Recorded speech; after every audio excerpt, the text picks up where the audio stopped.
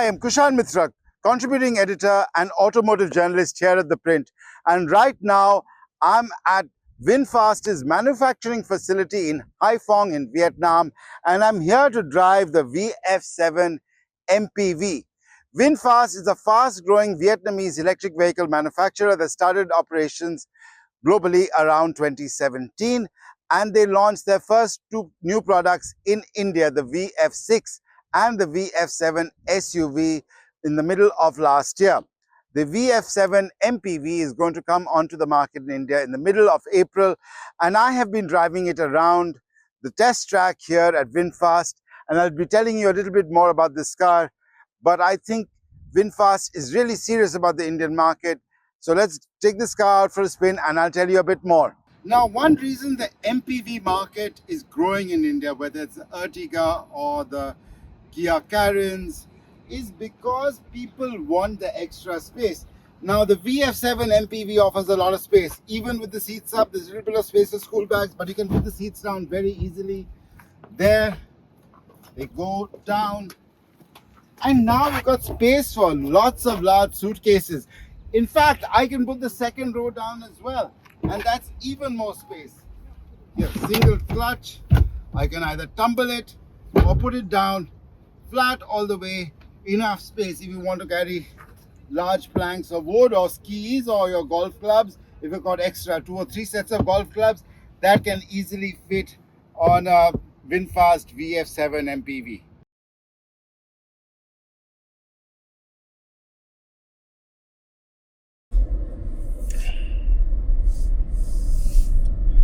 So I'm behind the wheel of the VF7 MPV that Vietnamese manufacturer VinFast is bringing to India in the middle of April.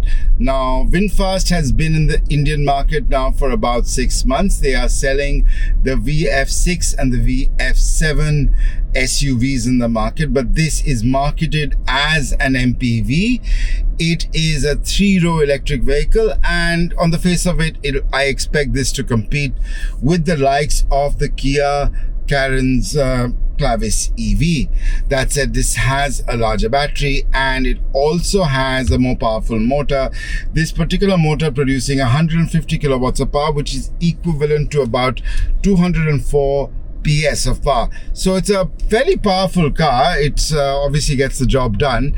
And now I'm taking it on the VinFast test track out here, their factory, to see just how fast this car can go. Let's get into sport mode and high regeneration. Okay, there we go. That's 100. That's 125. That's 140. That's 150. That's 160 and brake.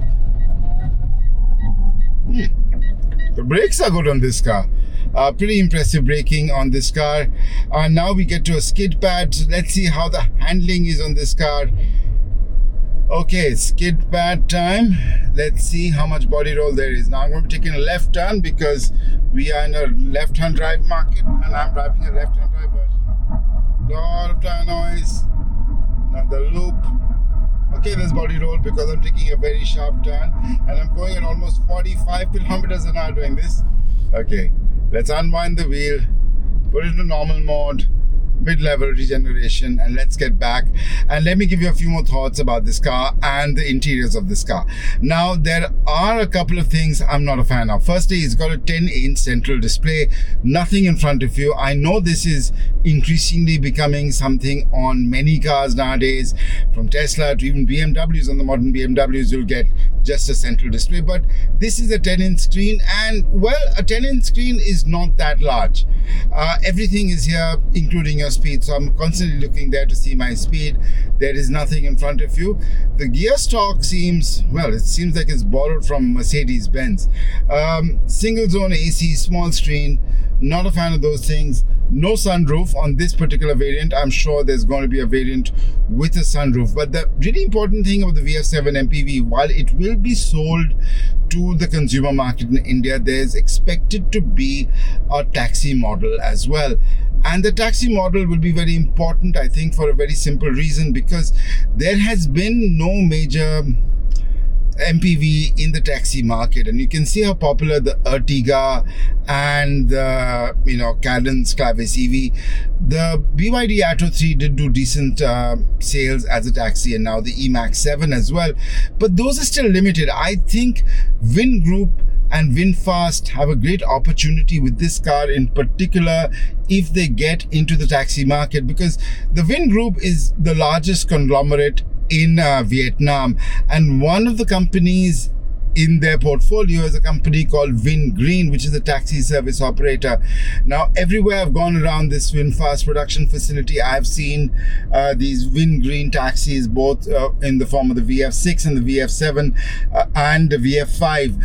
And this VF7 MPV is going to form the basis of the cab that they're going to launch in India. They're going to launch Vin Green in India with this car in particular, and I think this is going to do very, very well. I think there's space for an electric MPV in the cab segment, and probably even more so now, because we are very certain if this crisis in West Asia continues much longer, there is going to be a rise in petrol, diesel and CNG prices. So I think it's the best time to launch an electric MPV in India for the taxi segment. I think it's a good time to launch a taxi company as well. You know how the reputation of some other companies are. I don't know if Vin Green will launch as a standalone service or there'll be a supplier to the likes of Uber Black or Rapido, but I think they have an opportunity in both the taxi market